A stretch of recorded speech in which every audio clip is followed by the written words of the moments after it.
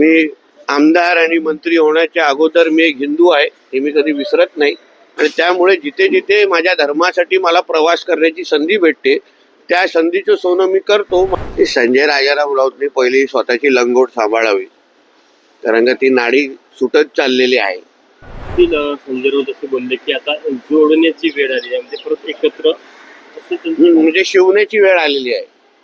म्हणजे हातभर फाटली असल्यामुळे आता शिवण्याची वेळ आलेली आहे, कारण का महाराष्ट्रामध्ये यांची किंमत संपलेली आहे। म्हणून सगळीकडे हात पसरत फिरतायत, दिल्ली दरबारी काय जातात, आमच्या पक्ष भाजपच्या पक्षश्रेष्ठींना कसं कसं कुठे कुठे भेटण्याचा प्रयत्न होतोय। प्रतिसाद भेटत नाही तो विषय वेगळा, पण प्रयत्न जोरदार होतोय। भीक मागतायत की अटी शर्ती न ठेवता आम्हाला परत घ्या, खुर्चीवर नाही तरी स्टूलवर तरी बसवा, अशी खूप विनंती केल्या जात आहेत, पण कोण त्यांना भीक देत नाही। आता राज्य सरकार नवीन मत्स्य धोरणासंदर्भात काही विचार करतं काय किंवा क्लस्टर पद्धतीने काही? बघा, आज जे काय मी बैठकीसाठी आलेलो आहे ते चंद्रपूरला गोड्या पाण्याच्या मासा संदर्भातली बैठक आमची आहे। सन्मान्य मुख्यमंत्री आदरणीय देवेंद्र फडणवीस साहेबांनी 100 दिवसाच्या कार्यक्रमामध्ये आम्हाला निर्देश दिलेले आहेत की राज्याचं अतिशय सक्षम असं गोड्या पाण्यातल्या माशांचं धोरण तुम्ही तयार करा। त्या संदर्भात चंद्रपूरमध्ये माझी आज बैठक आहे, अधिकारी आहेत, विविध अन्य संस्थांचे प्रतिनिधी आहेत आणि एक राज्याला एक सक्षम गोड्या पाण्याचं माशातलं धोरण आम्हाला तयार करायचं आहे आणि त्या दृष्टिकोनातून आम्ही पावलं टाकतोय। कालच्या ज्या युनियन बजेटमध्ये, केंद्रीय बजेटमध्ये आदरणीय पंतप्रधान आणि आदरणीय आमच्या अर्थमंत्र्यांचं मी मनापासून आभार मानेन।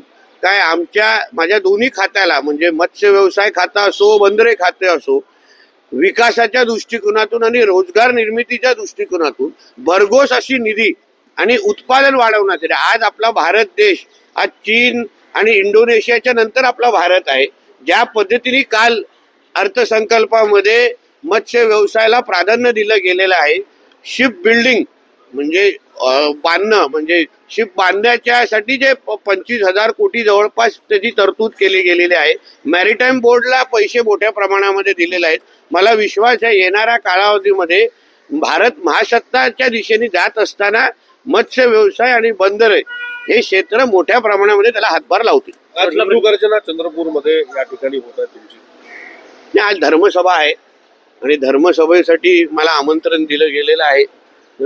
मी आमदार आणि मंत्री होण्याच्या अगोदर मी एक हिंदू आहे हे मी कधी विसरत नाही आणि त्यामुळे जिथे जिथे माझ्या धर्मासाठी मला प्रवास करण्याची संधी भेटते त्या संधीचं सोनं मी करतो। माझ्या समाजाच्या लोकांचे संवाद साधतो। काही लव जिहाद आणि गोहत्याचे विषय आमच्या नजरेसमोर आलेले आहेत।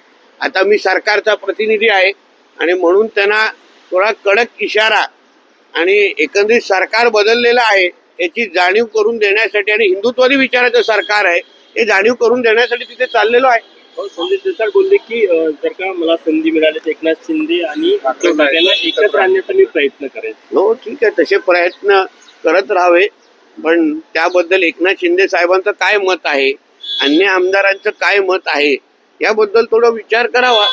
संजय शिरसाट आमचे मित्र आहेत, फक्त त्यांचं संजय राजाराम राऊत होऊ नये अशी अपेक्षा आहे। धन्यवाद। विपक्ष ने कहा है कि विपक्ष ने आप पर टिप्पणी की है कि आप एक मंत्री पद पर है, अच्छे खासा मंत्री पद है आपका, तो आपको सुधर जाना चाहिए। आप किसके बारे में सुधरू? बिगड़ा किधर हूँ सुधरने के लिए?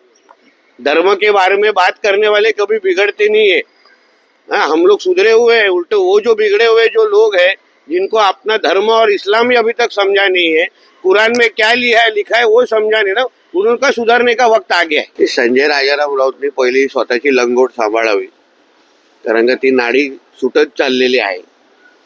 उभाटामध्ये जे काही आदित्य ठाकरेच्या कार्यपद्धतीबद्दल एक फार मोठी नाराजगी आहे।